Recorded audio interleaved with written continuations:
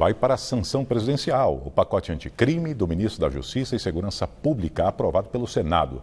Sérgio Moro disse que deve debater com Bolsonaro a possibilidade de vetos em alguns pontos. Ele não especificou quais, mas interlocutores afirmam que um deles seria a criação do juiz de garantias.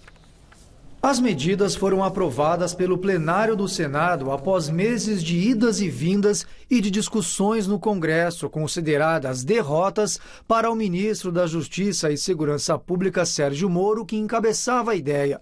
A versão do pacote anticrime, muito mais enxuta que a original, já tinha passado na Câmara e agora só depende da sanção do presidente Jair Bolsonaro.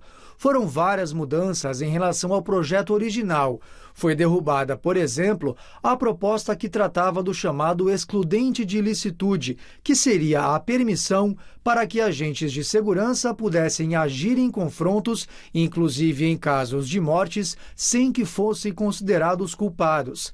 Outro ponto que ficou de fora do pacote foi o que trata da prisão após segunda instância. Recentemente, o Supremo Tribunal Federal derrubou o próprio entendimento da Corte de 2016 e, com isso, vários presos deixaram a cadeia, entre eles o ex-presidente Lula. Só que o assunto continua sendo debatido em duas esferas. Na Câmara dos Deputados, em formato de PEC, proposta de emenda à Constituição, que costuma ter uma tramitação mais lenta, e no Senado, sob a forma de projeto de lei de tramitação mais rápida. Está claro para mim a intenção de provar, antes do recesso do final do ano, uma versão light do pacote anticrime do ministro Sérgio Moro, sem o excludente de ilicitude, ansiado por Jair Bolsonaro, e a prisão em segunda instância preconizada por Moro, mas com essa abertura para a improbidade, para os corruptos, para os ladrões. Alguns pontos do pacote anticrime foram mantidos.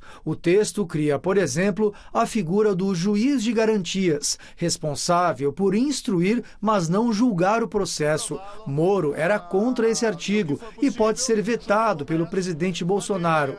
Outro item aprovado aumenta de 30 para 40 anos o tempo máximo de cumprimento de qualquer pena no Brasil e de 12 para 30 anos a pena máxima para homicídio com arma de fogo. Também foram incluídas mudanças nas regras de delação premiada. Fica proibido decretar qualquer medida cautelar, denúncia ou queixa-crime com base apenas na delação da pessoa. A versão enxuta do pacote é um substitutivo do texto do relator original na Câmara, deputado Capitão Augusto, do PL, que incluía muitos pontos defendidos por Moro e também do projeto enviado anteriormente pelo ministro Alexandre de Moraes, do STF, em 2018. Garantir a aprovação, ainda que cheia de retalhos, este ano foi vista como uma manobra para que nenhuma mudança fosse feita e o texto tivesse que voltar para a Câmara, o que atrasaria o andamento das propostas.